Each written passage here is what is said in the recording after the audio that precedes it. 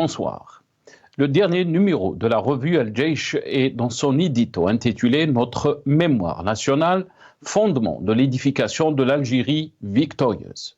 La revue revient sur la commémoration des massacres du 8 mai 1945 et une occasion de rappeler l'engagement de préserver l'héritage des Chouhada et de renforcer les valeurs de l'Algérie nouvelle victorieuse qui avance avec sécurité et stabilité, affirme la revue Al-Jaish dans son numéro du mois de mai. Pour la revue, c'est un souvenir qui nous remet à l'esprit l'horreur des massacres barbares perpétrés par le colonisateur à l'encontre de notre peuple sans défense et qui ont laissé une marque indélébile que le temps ne saurait effacer. En cet anniversaire, un sentiment de fierté nous étreint à l'évocation des énormes sacrifices consentis par nos ancêtres, qui sont une source d'inspiration pour tous les Algériens pour aller de l'avant sur leurs pas avec assurance, nourrir de l'amour de leur patrie, fiers de son histoire et de ses gloires, préservant ses acquis, attachés à ses principes et confiants en des lendemains prometteurs, note l'édito de la revue Al-Jaish.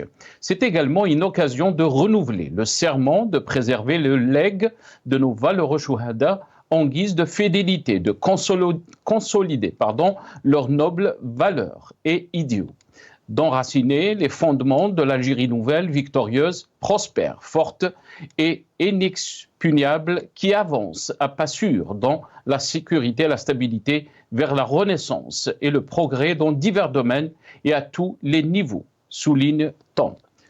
Al-Jaish exprime sa certitude que les réalisations accomplies jusque-là que ne peuvent nier que les ingrats, ceux dont le cœur est rempli de rancœur ou les conspirateurs, ne sont pas le fait du hasard. Ils sont le fruit d'efforts acharnés, toujours fondés sur la sincérité et l'honnêteté, en mettant l'intérêt suprême de la patrie au-dessus de tout, en ayant une foi profonde dans le poids du legs et de son caractère sacré. C'est à l'ombre de ces principes que ces défis l'Algérie nouvelle, il nous appartient plus que jamais d'œuvrer à consolider le processus d'édification de ces fondements solides, de rassembler les forces et les volontés, d'unifier les efforts de tous les Algériens, ajoute l'édito. L'Algérie nouvelle ne cesse de nous étonner dans sa déliquescence et sa médiocrité. Les nations vivent des crises cycliques, se remettent en cause et rebondissent. Quant à nous, tout va bien. Monsieur Tebboune, circulez, il n'y a rien à voir. L'image saisissante de l'Algérie dite nouvelle, victorieuse, est celle d'un autre temps, d'un autre siècle. Nous débattrons avec nos invités du dernier édito de la revue Al-Jaish juste après cette petite intro.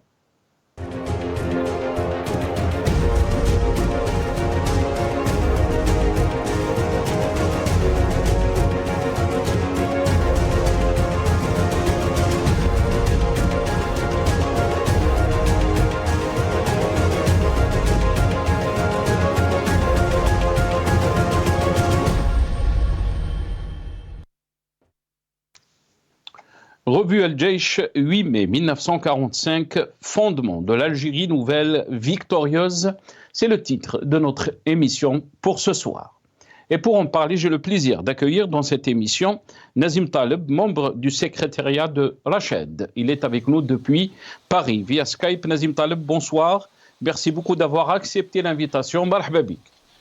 Merci Nasser. Le bonjour à vos invités et à tous vos téléspectateurs. Merci beaucoup Nazim Taleb. On a aussi le plaisir d'accueillir Jamal Gessoum, chercheur en sciences sociales. Il est avec nous aussi depuis Paris via Skype. Jamal Gessoum, bonsoir. Merci beaucoup d'avoir accepté l'invitation. Marhaba bik. Bonsoir Sina, merci pour l'invitation et bonjour à Monsieur Nazim Taleb et l'ensemble de l'équipe. Merci beaucoup Jamal Gessoum. J'espère que vous n'avez pas de retour. On aura aussi le plaisir d'accueillir Omar Ait Mokhtar, militant politique. Il sera avec nous aussi par téléphone depuis Paris. Avant de donner la parole à nos invités, on va juste passer cette petite vidéo, soundbite de nos amis de la régie. Donc, revue Al-Jaish, on va juste écouter et voir ce qui est venu donc, dans cet édito d'Al-Jaish. L'éditorial ajoute également qu'il est du devoir de tous, peuple et armée, de préserver la souveraineté nationale face à tous ceux qui tenteraient de la viser, d'attenter aux constantes nationales, à l'intégrité territoriale et à l'unité du peuple, en faisant barrage au complot ourdi qui use notamment de la désinformation et de la propagande destructrice pour saper la stabilité du pays.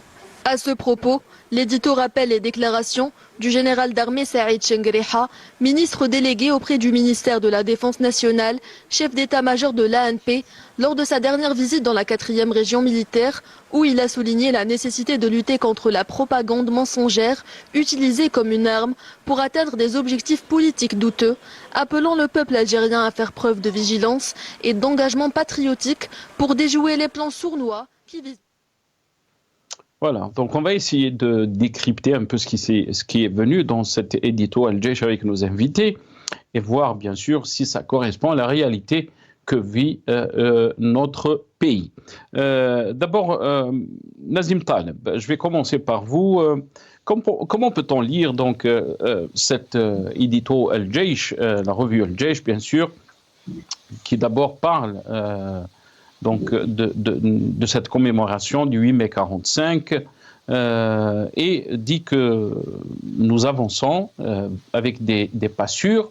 On peut lire donc le titre, on peut voir le titre de l'édito, Notre mémoire nationale, fondement de l'édification de l'Algérie victorieuse. De l'Algérie victorieuse, l'édito Al-Jaish parle donc le sentiment de fierté en cet anniversaire nous étreint à l'évocation des énormes sacrifices consentis par nos ancêtres qui sont une source d'inspiration pour tous les Algériens pour aller de l'avant sur leurs pas avec assurance, nourris de l'amour de leur patrie, fiers donc de son histoire et de ses gloires, préservant ses acquis, attachés à ses principes et confiants en des lendemains prometteurs. Donc, note la revue Al-Jaish. C'est également une occasion de renouveler le serment de préserver le legs de nos valeureux chouhada. Mais aussi, l'édito Al-Jaish exprime sa certitude que les réalisations accomplies jusque-là que ne peuvent nier que les ingrats, ceux dont le cœur est rempli de rancœur, où les conspirateurs ne sont pas le fait du hasard. Ils sont le fruit d'efforts acharnés, toujours fondés sur la sincérité et l'honnêteté, en mettant l'intérêt suprême de la patrie au-dessus de tout, en ayant une foi profonde dans le poids du legs et de son caractère sacré. Nazim Taleb, je vais commencer avec vous. Qu'est-ce que vous en pensez donc de cet édito Al-Jaish? Bon, premièrement, on se demande pourquoi le Jaish fait une tribune pareille déjà. C'est pas dans ses prérogatives de faire de la politique. On se rappelle de Gaïd Salah quand il traitait le Herakiyin de Shirdima. Donc, quand il dit les gens, ils veulent une atteinte à la sûreté de l'État, les gens qui critiquent, etc. C'est pas le rôle de l'armée de s'exprimer sur les gens qui critiquent le mode de gouvernance de l'Algérie, ni les décisions qui sont prises par les gouvernements successifs. Encore une fois, on voit bien que l'armée se mêle de tout, et notamment de la politique. L'armée doit être concentrée et centrée sur ses prérogatives constitutionnelles, à savoir la protection des institutions, la protection des biens, la protection de nos frontières contre toute invasion potentielle. Donc, elle n'a pas à faire déjà de la politique. Donc, je vous invite à me donner un exemple d'un État, je dirais, fort et développé où l'armée fait des éditos de ce genre. Il n'y en a pas. Il y en a pas. Sauf dans les pays dictatoriaux et dirigés par un clan de généraux. Ça, c'est un premier point. Secondo, encore une fois, malheureusement, ils invoquent toujours les chouhada, les grands sacrifices, et surtout ceux qui sont morts pendant les événements du 8 mai 45. Mais bon, les événements du 8 mai 45, historiquement, ils ont commencé le 27 avril, notamment quand les manifestants ont demandé la libération de Messar el-Hajj. À l'époque, c'était l'AML, qui a été initié par Farhat Abbas, et qui était basé sur la charte de l'Atlantique, à savoir donner au peuple la liberté de choisir leur gouvernant. C'est ça pourquoi les Algériens sont morts finalement entre le 27 avril et le 7 mai, le 8 mai, pardon. Le 8 mai a été le paroxysme de la violence coloniale française. Donc, parmi les demandes des peuples algériens, c'est une assemblée constituante, c'est la liberté d'association, c'est la liberté de conscience, la séparation du religieux et de l'État, etc. Donc, on est malheureusement aujourd'hui loin de ces acquis. Donc, quand l'armée dit c'est un de nos valeureux chouhada, au contraire, il foule aux pieds le sacrifice des dizaines de milliers de chouhada qui sont morts pour ce pays, pour se débarrasser du colonialisme et retrouver la liberté. On a retrouvé un semblant d'indépendance, mais on n'est pas du tout dans un cas de liberté. Regardez ce qui se passe en Algérie. Et d'ailleurs, comme je vous ai dit, le manifeste l'AML faisait référence à la Charte de l'Atlantique. La Charte de l'Atlantique disait que tous les peuples devaient vivre sans peur, sans crainte et sans besoin. Aujourd'hui, on voit bien qu'un simple post sur Facebook, une simple déclaration, eh ben vous vous retrouvez en prison. Donc l'Algérien aujourd'hui vit dans la crainte. Il est dépossédé de ses richesses naturelles puisque les décisions se prennent sans son avis. Il n'a pas choisi une assemblée constituante. C'est ce que c'était les demandes aussi du Hirak, puisque les assemblées aujourd'hui, on le voit, c'est une boîte sonore tout simplement, et notamment le Sénat où on désigne le tiers présidentiel que Tebboune a gardé du temps de Bouteflika, à savoir il peut nommer le tiers du Sénat à lui tout seul. D'ailleurs, il vient de nommer 6 du Sénat parce que Bougil, on n'est pas sûr que demain il vivra, vu que son âge quand même il est très avancé et je crois qu'il est à 94 ans. Donc encore une fois, l'Algérien ne se sent pas algérien. C'est vrai qu'il n'y a pas le colonialisme, mais il y a une autre forme de colonialisme. Il est dépossédé de la décision. Il n'y a pas de justice en Algérie. Il n'y a pas de développement comme Chengueriha l'avance. Il est où le développement quand vous avez un pays aussi grand que l'Algérie, on importe 1 million de moutons et les gens passent la nuit pour acheter un mouton à 40 000 dinars. Encore un mouton si vous ne vous retrouvez pas avec un agneau. Donc on est dans le déni, dans le populisme. L'Algérie n'a malheureusement pas, depuis 80 ans, fait d'énormes progrès. Bien au contraire, on est toujours aussi dépendant du pétrole et du gaz et on est toujours aussi dépendant des événements extérieurs, notamment pour notre nourriture, pour notre technologie, pour notre armement. Malheureusement, le constat, il est très négatif, malheureusement. Très bien. Jamal Kessoum, le constat est très négatif, a dit Nazim Taleb. Qu'est-ce que vous en pensez de la situation que vit notre pays, de la réalité, si on peut dire? Est-ce qu'on est dans le récit et la réalité quand il s'agit de cet édito, Jamal Kessoum, et comment vous l'avez trouvé?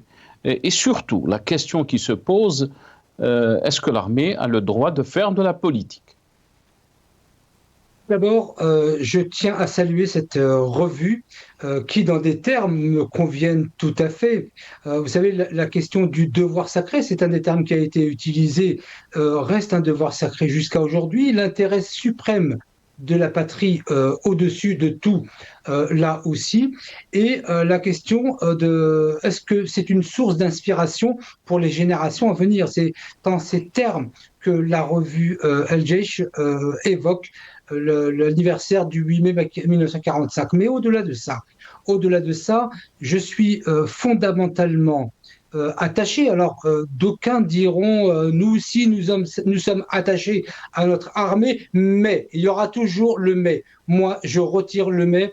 Je suis attaché à ce que, surtout dans les temps qui courent, la question de l'armée nationale populaire dans les prérogatives qui sont les siennes aujourd'hui et dans la manière de pratiquer les choses aujourd'hui, pour ma part, me conviennent tout à fait. D'autres diront État civil et non État militaire.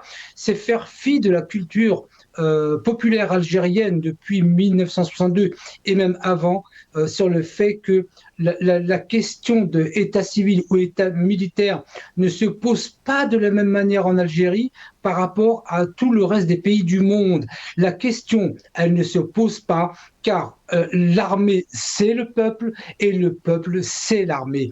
Il n'y a pas de distinguo à faire dans l'histoire qui est la nôtre. En ce qui concerne le Hirak, puisque vous l'avez abordé, et la question de la démocratie, dans la définition que vous en avez, de mon point de vue, et pour ma part, la question de la démocratie n'est pas une question supérieure aux intérêts suprêmes de l'Algérie et surtout de sa sécurité. Mais là, je vais vous lire un passage, je vous cite un passage de Jamel Ghessoum, mais j'aimerais avoir votre réaction très rapidement, parce qu'on a aussi Omar El Mokhtar, qu'on veut faire intervenir aussi. L'Algérie souveraine, fière et victorieuse, construit le socle de son présent. Puisque vous avez parlé de la démocratie, aspire et œuvre avec des résolutions à l'avantage de développement durable porté aujourd'hui par la volonté des patriotes sincères, jaloux de leur patrie, engagés en cette étape cruciale. Vous avez parlé donc de la situation, si on peut parler géopolitique, à la mobilisation de ses ressources pour préserver sa place sur les plans régional et mondial, forte d'un capital historique, source de fierté pour le peuple algérien, un peuple pétri de courage et d'un souci permanent de faire prévaloir les principes de justice et de liberté. Est-ce que vous pensez qu'il y a un écart entre ce qui a été dit dans l'édito Al-Jaish et la situation que vit notre pays, que vit le peuple algérien? Nazim Taleb, on en a touché la question des libertés, la question aussi de l'ouverture du champ politique. Le Hirak s'est soulevé pour qu'il y ait un changement de système. C'est ça la question que posent la plupart des Algériens, Jamel Ghessoum, la question des libertés et de la justice. Les patriotes sincères et jaloux. C'est le terme que vous avez utilisé et que vous avez repris sur la revue Al-Jaish. Je suis absolument persuadé, sans l'ombre d'un doute, que l'écrasante majorité des Algériens partagent mon point de vue sur cette question d'être un patriote sincère et jaloux jusqu'à accepter de ne pas évoquer la démocratie comme étant quelque chose qui serait le fondement même d'une société. Vous savez, dans beaucoup de pays du monde, dans des circonstances particulières, ce fut le cas en France lors des attentats, lors du Covid, il y a une restriction des libertés, même si, soyons clairs, il n'y a jamais eu de réelle liberté d'expression en Algérie. Je ne vais pas non plus être binaire, c'est-à-dire que dire que tout va très bien en Algérie. Non, je dis simplement que dans des temps, vous savez, l'Algérie depuis 1962 traverse des périodes assez difficiles. La dernière ou l'avant-dernière, c'était la décennie noire au rouge, selon les termes que chacun utilise. Et là, on se souvient que la démocratie, dans les termes que nous définissons aujourd'hui, ne coïncide pas avec la situation de l'Algérie aujourd'hui, et peut-être que j'aurai le temps de développer la question sécuritaire qui nous pousse à cela. Très bien. Donc pour vous, Jamel Ghessoum, la question des libertés, la question de la démocratie, la question de l'indépendance de la justice ne sont pas des priorités pour l'instant. Pour l'instant, non. Plus tard, Inch'Allah. Inch'Allah. Omar El Mokhtar est avec nous, militant politique, il est avec nous depuis Paris par téléphone. Omar El Mokhtar, bonsoir, merci beaucoup d'avoir accepté l'invitation. C'est moi qui te remercie, Nasser, merci pour l'invitation et bonsoir à tes invités, aux auditeurs d'Al Maghribi. Merci beaucoup, Omar El Mokhtar, merci d'avoir accepté l'invitation. Droit dans le vif du sujet, si on peut dire, Omar El Mokhtar. L'édito Al-Jaish, bien sûr, qui est revenu sur la situation de notre pays. Nazim Taleb dit, qui est avec nous ce soir, dit que l'armée n'a pas le droit de faire de la politique, bien sûr, mais aussi Jamel Ghessoum parle des circonstances que vit le monde, ce changement géopolitique, des défis sécuritaires sur nos frontières.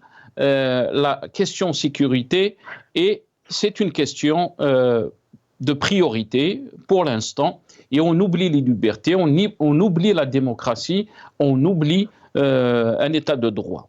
Omar et Mukhtar, comment vous avez trouvé cet édito d'Al Jaish, de la revue Al Jaish?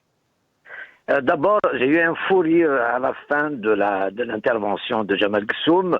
La justice et puis la liberté d'expression, enfin la liberté tout court, ne sont pas une priorité. Donc nous serons toujours un peuple mineur, dirigé comme un troupeau de moutons. C'est très bien. Par contre, la revue Al Jaish, elle revient d'abord sur les manifestations de 1945, la tragédie de Guelmar, Rata, Strif et tout ça. Mais j'ai entendu, rien que cette année, depuis cette semaine, il y a au moins 5 à 6 versions. Je suis curieux, je demande aux gens pourquoi. C'est quoi le 845? En France, c'est clair. En France, on fête, on commémore la victoire de la France et des Alliés par rapport à l'armée nazie et tout ça. C'est la victoire et c'est la capitulation de l'armée nazie. C'est très bien. En Algérie, c'est quoi? Les manifestations de qui? C'est quoi les slogans? Qui les a sortis dehors? C'est quoi? J'ai entendu au moins 5 versions, et dont celle de la revue Al Jaish aussi. Est-ce qu'il s'agit de Messaïd el-Hajj? C'est quoi? On ne sait pas. Tout simplement, ce n'est pas de ma faute, ce n'est pas de la faute à Nazim, ce n'est pas de la faute à Ghassoum. L'Algérie, qui devrait écrire son histoire à l'indépendance, ce qu'on appelle l'indépendance, on n'a jamais été indépendant en 62, enfin en 62, après le faux congrès de Tripoli, Boumediene et Ben Bella ont empêché l'écriture de l'histoire. C'est ça la réalité. Donc jusqu'à aujourd'hui, quand j'entends Bellerit parler de l'identité, tout ça, machin, il change d'avis tout le temps. Ce n'est pas de sa faute. C'est ça le pouvoir. Il a empêché l'histoire. Jusqu'à dire, moi j'ai honte de dire que, comme a dit Benjamin Stora et Tebboune, ça fait 1 an, 2 ans, avec Macron, ils ont décidé d'écrire une histoire apaisée. On n'écrit pas une histoire apaisée, on écrit l'histoire. Après, l'histoire est faite pour être apaisée. C'est comme toutes les guerres, quand elles se terminent, les ennemis s'assoient autour d'une table, les morts enterrés, donc on les compte, donc les personnes, les morts deviennent des chiffres. Les vainqueurs minimisent le chiffre, les vaincus gonflent le chiffre. Voilà ce qui deviennent les êtres humains. Donc, ils deviennent des chiffres par rapport à ce pouvoir mafieux. Donc, la situation de l'Algérie aujourd'hui, il faut reconnaître une chose. Franchement, je n'ai pas envie de critiquer. J'ai envie de dire à l'armée et puis à Tebboune de se ressaisir, de faire attention, parce qu'on ne veut pas de mal à l'Algérie. Critiquer, ce n'est pas parce qu'on veut faire du mal, c'est tout à fait le contraire. Mais ceux qui disent nous sommes bien, là, ils veulent enfoncer l'Algérie. L'Algérie est dans le noir, elle va dans le grand noir. On n'a plus d'amis. C'est quoi ce voyage en Slovénie? C'est du n'importe quoi. Omar et Mukhtar, ce que vous êtes en train de dire peut-être le contredit l'édito de la revue Al Jaish, puisque lui, il va dans le sens d'une Algérie nouvelle victorieuse. Et là, bien sûr, je cite ce qui a été, ce qui est dans de l'édito Al Jaish, les réalisations accomplies jusque-là que ne peuvent nier que les ingrats, ceux dont le cœur est empli de rancœur, où les conspirateurs ne sont pas le fait du hasard. Ils sont le fruit d'efforts acharnés, toujours fondés sur la sincérité, l'honnêteté, en mettant l'intérêt suprême de la patrie au-dessus de tout, en ayant une foi profonde dans le poids du legs et de son caractère sacré. Pour celui qui a rédigé donc l'édito Al Jaish, l'Algérie avance à pas sûr. L'Algérie est différente de celle que vous êtes en train de qualifier Omar et Mukhtar. Est-ce que l'édito Al Jaish est dans une autre planète, ou est-ce que nous sommes dans une autre planète? Non, mais j'ai l'impression que ce pouvoir veut infantiliser les Algériens comme un troupeau de moutons. Ils veulent formater l'Algérie. C'est ça ou rien. Vous savez, le dollar baisse. Le prix du pétrole est aux environs de 50 et va baisser encore. Le voyage de Trump la péninsule arabique, donc c'est pour discuter des prix du pétrole avec l'Arabie Saoudite notamment. Donc il va arriver à $40, voire moins. L'Algérie sera dans l'impasse parce que elle n'a plus une économie productive. C'est ça le vrai sujet. On ne produit rien, on importe encore du blé.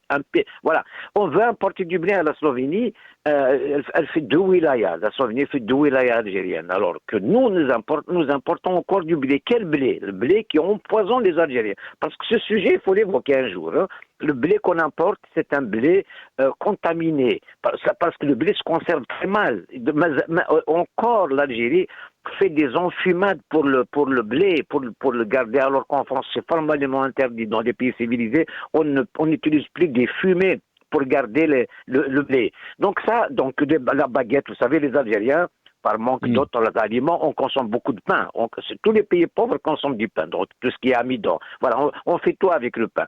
Donc, nous sommes en train de nous empoisonner en dehors des sucres, des gazeuses et je ne sais quoi. Voilà, donc l'Algérie importe pratiquement tout.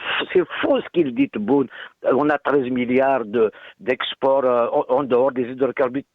Alors, d'abord, tout ce qu'on produit, c'est des transformations. On a besoin de la matière première. Donc, ce n'est pas de l'export en réalité. Hein. On fait un montage.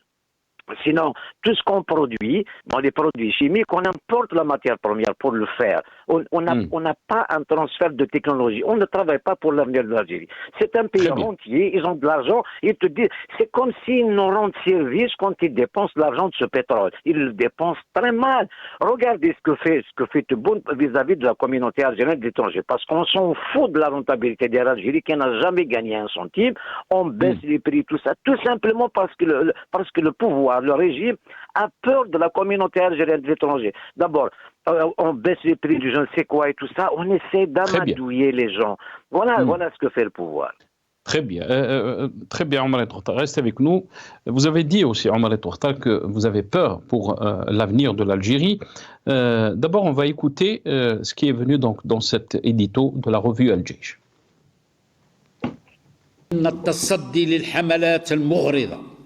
التي تستهدف الإضرار بصورة الجزائر واجب على كل وطني غيور على وطنه ولن يتأتى ذلك إلا من خلال التحلي بأعلى درجة الوعي واليقظة والالتزام الوطني والسهر على إحباط كافة هذه المخططات الدنية التي تستهدف أمن واستقرار بلادنا ووحدتها الترابية والشعبية. Dans son éditorial intitulé Notre mémoire nationale, fondement de l'édification de l'Algérie victorieuse, la revue El-Jaish revient sur la journée nationale de la mémoire. Cet anniversaire, rappelle l'édito, est également une occasion de renouveler le serment, de préserver le legs des Chouhada et d'enraciner les fondements de l'Algérie nouvelle victorieuse qui avance à pas sûrs vers la renaissance et le progrès. La revue El-Jaish rappelle encore dans son édito que les réalisations indéniables accomplies jusque-là sont le fruit d'efforts acharnés, mettant l'intérêt suprême du pays au-dessus de tout et qu'il nous appartient aujourd'hui, plus que jamais, de rassembler les forces et les volontés, car comme l'a souligné le président de la République dans son message à l'occasion du 80e anniversaire des massacres du 8 mai 1945, l'Algérie souveraine et fière aspire à davantage de développement porté par la volonté des patriotes sincères. Elle est déterminée à préserver sa place sur les plans régional et mondial, forte de son capital historique, d'un peuple pétri de courage et fidèle à l'esprit de novembre. Voilà, donc on a fait passer aussi les déclarations de Saïd Chingriha concernant donc les complots et les menaces contre l'Algérie. Nazim Taleb, dans l'édito Al-Jaish aussi, il a soulevé la question de la souveraineté, et là je cite l'édito, une souveraineté dont il est de notre devoir à tous, peuple et armée, de préserver et de consolider en se dressant comme un seul homme face à tous ceux qui tenteraient de la viser, d'attenter à nos constantes, à notre intégrité territoriale et à l'unité du peuple. Qu'est-ce que vous en pensez, Nazim Tal? Écoutez, M. Chengriha lui-même ne croit pas à cette Algérie. Parce que ses enfants, les 4, sont à l'étranger. Ils ont des postes super bien rémunérés et ils ont des maisons super confortables dans des capitales européennes très huppées. Donc lui-même ne croit pas à cette Algérie. Il est en train de vendre un produit aux Algériens pour la consommation intérieure. C'est du populisme. Lui-même n'y croit pas. Et la nomenclature algérienne n'y croit pas parce que malheureusement, la plupart, ils ont leurs femmes, leurs enfants scolarisés à l'étranger. Ils ont des résidences secondaires à l'étranger. Et au fait, l'Algérie, elle est là juste comme une vache à crève. Donc, quand Chengriha parle de l'Algérie, le développement de l'Algérie, c'est indéniable le progrès de l'Algérie, qu'ils nous disent où ce progrès se situe. Quand vous avez un pays dont les recettes de l'État sur la loi de finances 2025 sont de 60 milliards de dollars, et que le budget de l'armée est de 25, c'est-à-dire que si vous rajoutez la police, etc., on est à la moitié des recettes de l'État qui sont consacrées à l'armée et à la police. C'est quoi comme progrès? Et surtout que cette armée, dont il vante les bienfaits, ne produit rien du tout. Tout l'équipement militaire vient de l'étranger, et notamment de la Russie. La Russie, qui, malgré que l'Algérie soit le quatrième plus grand importateur de matériel militaire russe, n'a même pas été invité au 80e anniversaire, ce qui est passé il y a quelques jours. Alors, le jour de la victoire. Le Mali, ils ont été invités. Il est où le rôle de l'Algérie, la grandeur de l'Algérie, qui se retrouve même pas à être invité comme le quatrième plus grand acheteur de l'armement russe? L'Algérie, aujourd'hui, quand il parle de la sécurité, de la souveraineté, etc., aujourd'hui, l'Algérie est entourée de foyers de tension. Libye, Mali, Burkina Faso, Niger. Aujourd'hui, l'Algérie n'a plus d'aura. On se retrouve à aller, bien sûr, je ne suis pas en train d'insulter ou quoi que ce soit d'autre. La Slovénie est un pays respectable. Mais partir en Slovénie, c'est quoi le message? C'est quoi le partenaire qu'on veut nous présenter comme un partenaire stratégique?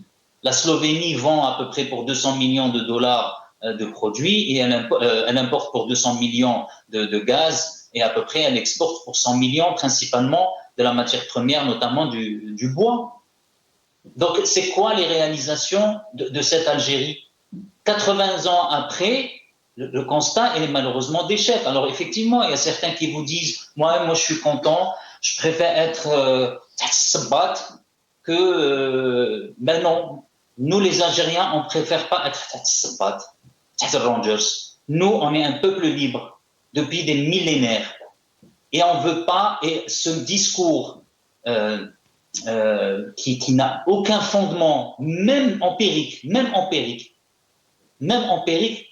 quand on dit la démocratie, elle doit être relayée au second degré quand il s'agit de la sécurité de l'État, eh bien l'armée, elle est à la tête de l'État depuis 62. Est-ce que l'Algérie est plus sûre? Non.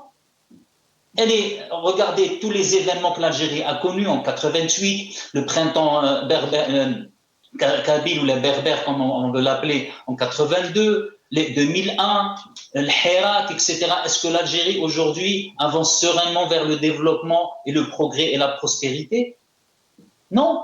L'Algérie, elle est entourée aujourd'hui, encore une fois, de pays en conflit. Est-ce qu'on est en sécurité? Au contraire, cette Algérie qui se targue de nationalisme, cette armée, quand je parle de l'armée, bien sûr, je parle de ceux qui la dirigent. Ils ont autorisé les avions français à bombarder le Mali. C'est eux, c'est Chengriha qui a ramené les miliciens, le Wenger au Mali. Vous parlez de souveraineté, de quelle souveraineté on parle quand on permet à un ancien colonisateur de bombarder nos frères au Mali? Non, ça c'est encore une fois, je veux dire, on n'a pas besoin d'édito, on n'a pas besoin de beaucoup de paroles. L'Algérien aujourd'hui sait exactement où se trouve l'Algérie. Elle est à la queue leu à tous les niveaux. Regardez juste le harga, regardez le marasme, regardez l'état de nos villes, l'état de nos routes, l'état de nos hôpitaux, l'état de nos écoles, l'état de nos économies, le chômage galopant, notamment chez les jeunes, les 15-24 ans, même les 25-40 ans. Je veux dire, on n'a pas besoin d'édito, l'Algérien n'a pas besoin non plus de lire beaucoup pour savoir qu'aujourd'hui, l'Algérien n'arrive pas à subvenir à ses besoins les plus basiques. L'inflation, notamment depuis le Covid, c'est vrai que c'est mondial, mais en Algérie, ça se fait encore plus ressentir parce qu'on était déjà pauvres. Donc, aujourd'hui, avec la baisse du pétrole, il y a en 2024, c'est-à-dire il y a à peu près une année, le pétrole il était à $83 le baril. Début de l'année, il était à $73. Aujourd'hui, on est à 60. Et avec l'augmentation du quota de l'OPEP, ça va être encore dégringolé. Donc déjà, même la loi de finances qui est basée sur un prix de dollars de $60 le baril, on était déjà déficitaire de 60 milliards. C'est-à-dire, on avait 60 milliards de recettes, mais on avait 120 milliards de dépenses.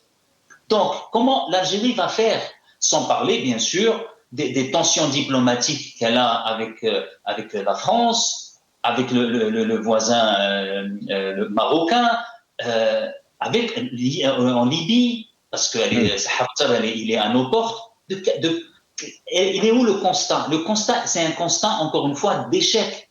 Encore une fois, et je finirai dessus, une nation ne peut être dirigée par des militaires, tout simplement. Et ce n'est pas parce qu'on critique qu'on est ennemi de l'État. On critique parce qu'on aime notre pays et on veut que cette Algérie soit bien meilleure que ce qu'elle est aujourd'hui, tout simplement. Très bien. Très très bien. Restez avec nous, Nazim Taleb. Jamal Ghessoum, votre réaction par rapport à ce qui a été dit par Nazim Taleb. L'Algérien n'a pas besoin d'édito pour comprendre la réalité de son pays, la réalité de sa vie quotidienne. La situation pour beaucoup d'Algériens est difficile, mais aussi pour beaucoup d'ONG qui soulèvent la question des libertés, la question de la justice en Algérie, la question de la démocratie. L'armée ne peut pas gérer un pays, c'est ce qu'il dit donc Nazim Taleb, mais aussi on a vu tous les pays qui ont été gérés par l'armée, c'est des gestions qui ont mené à l'échec malheureusement. Jamal Ghessoum.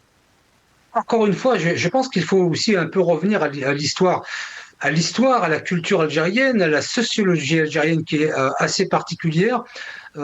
Pour me permettre de dire que la séparation entre l'armée et le peuple algérien ne s'applique pas du tout comme dans beaucoup d'autres pays. Sur la question de la démocratie, j'ai juste quand même un petit détail à mettre au point, c'est qu'on peut parler de démocratie quand on est capable de proposer, je dirais, en tout cas d'être dans une forme d'opposition constructive.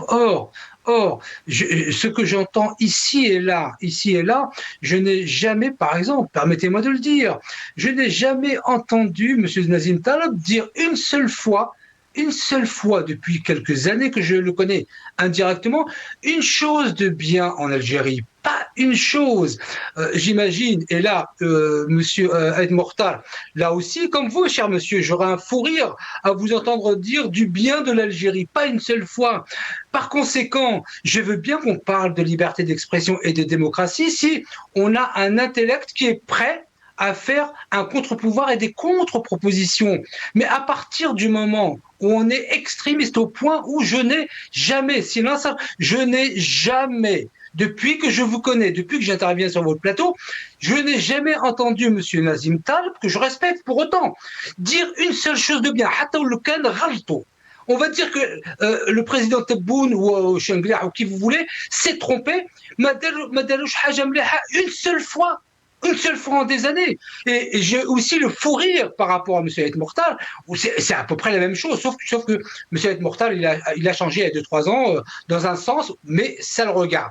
En tout cas, qu'on ne me parle pas de démocratie, de liberté d'expression, si on n'est pas en capacité d'être dans une opposition constructive, offensive, mais constructive. Mais quand j'entends des personnes qui ne trouvent que du mal à dire tout va mal depuis des années, pour moi, vous n'êtes pas crédible.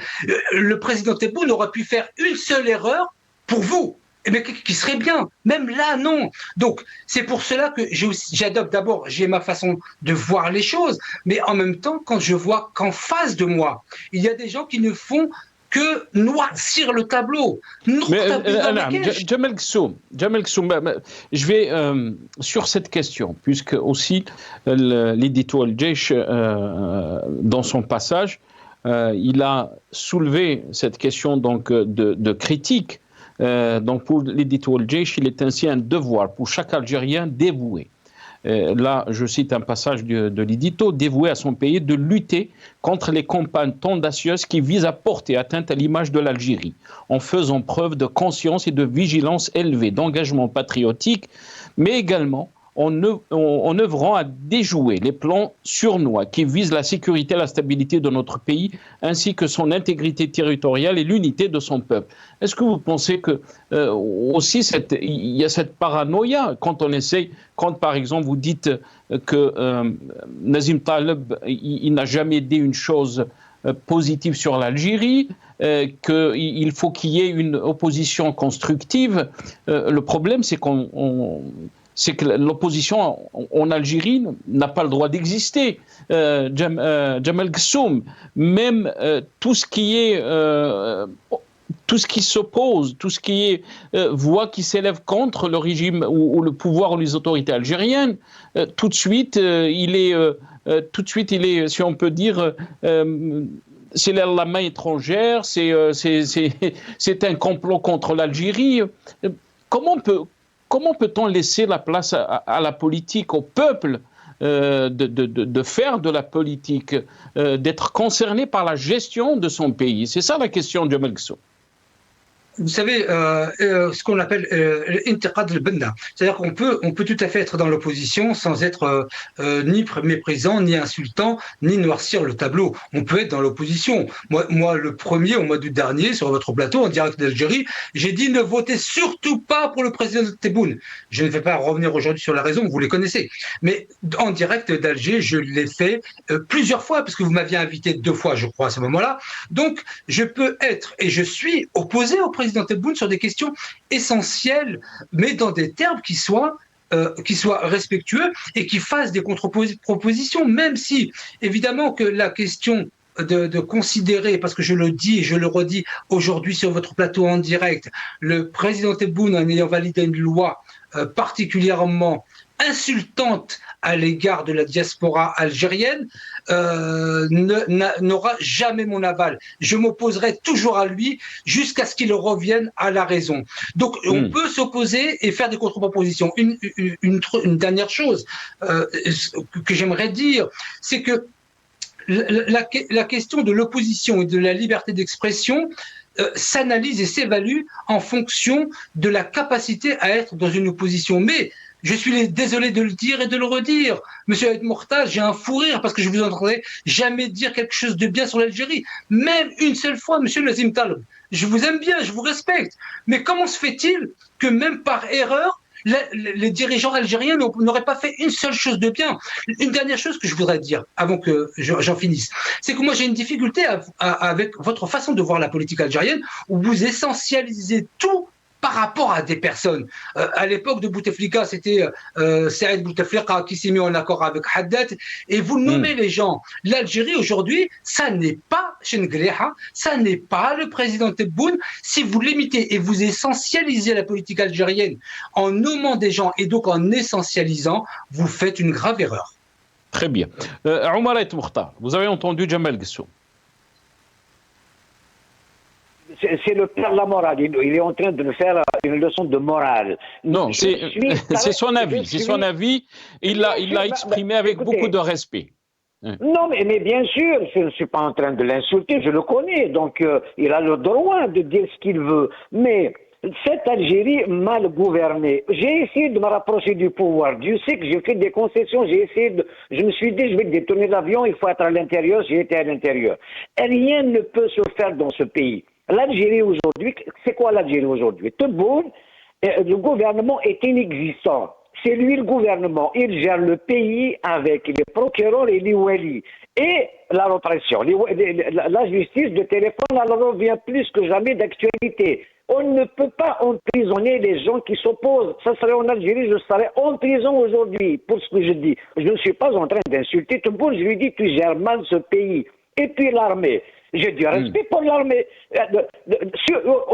Celui qui s'attaque à l'armée, c'est l'armée elle-même. Il n'a pas de discours à nous faire. Le 8 mai 45, il doit y avoir des historiens. Oui, un petit discours du Premier ministre, pourquoi pas. Les partis politiques, tout le monde a le droit de défendre cette Algérie. Mais je n'ai pas voté pour Senghriha. Senghriha doit parler aux militaires. C'est un peuple qui n'a jamais élu un président. Aucun président depuis ce qu'on appelle l'indépendance n'a fini son mandat. Il est mort sur son siège. On l'a tué. Il a démissionné. Le Hirak. C'est honteux. Aucune constitution n'émane du peuple. La première constitution, elle vient du cinéma de Bembella. Mais jusqu'à aujourd'hui, si je dis ça, je m'attaque à l'Algérie. Au contraire, je veux qu'une Algérie soit gérée avec une constitution qui émane du peuple. Jusqu'à aujourd'hui, on n'a pas réglé le problème de l'identité. Donc à chaque fois, mais l'histoire, c'était terrible ça. On connaît à peu près notre histoire. Moi, j'ai fait des chercheurs. Donc, je ne suis pas en train de m'attaquer à Tebboune, je ne sais qui. C'est terrible ce qui se passe. Je vis en France. Cette crise franco-algérienne, cette guerre va se terminer. C'est une guerre que mène Tebboune contre la communauté algérienne de France en particulier, de l'étranger en général. Ça va nous coûter très cher à nous ici. Et puis l'Algérie, je sais que ce n'est pas une bonne guerre. Ce n'est pas du tout bien pour l'Algérie. C'est l'Algérie qui perd dans cette histoire. Alors, si on remet ça sur le compte de la mémoire, aucun président français comme Macron n'a fait des concessions. Il a tout accepté avec Tebboune. Donc, qu'est-ce qu'on veut? C'est quoi cette guerre? C'est quoi? Je ne comprends pas. Donc, il faut dire à Gsoum, je ne m'attaque pas à l'Algérie du tout, ni à Tebboune. Tebboune n'est pas élu. Malgré ça, je l'accepte comme président, à condition qu'il écoute justement. Il est enfermé dans ses certitudes. C'est à la banque d'Yanis, il gère tout.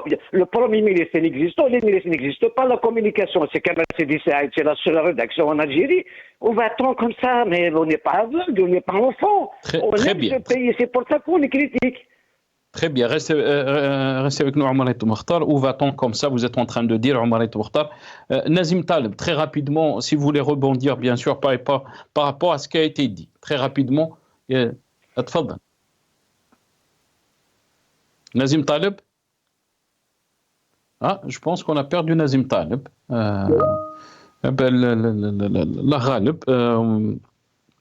On est arrivé à la fin de cette émission. Il ne me reste pas beaucoup de temps malheureusement. Je remercie mes invités. Donc Nazim Taleb, membre du secrétariat de Rached qui était avec nous depuis Paris. Merci aussi à Jamal Gsoum, chercheur en sciences sociales qui était avec nous depuis Paris. Et merci à Omar Mokhtar, militant politique.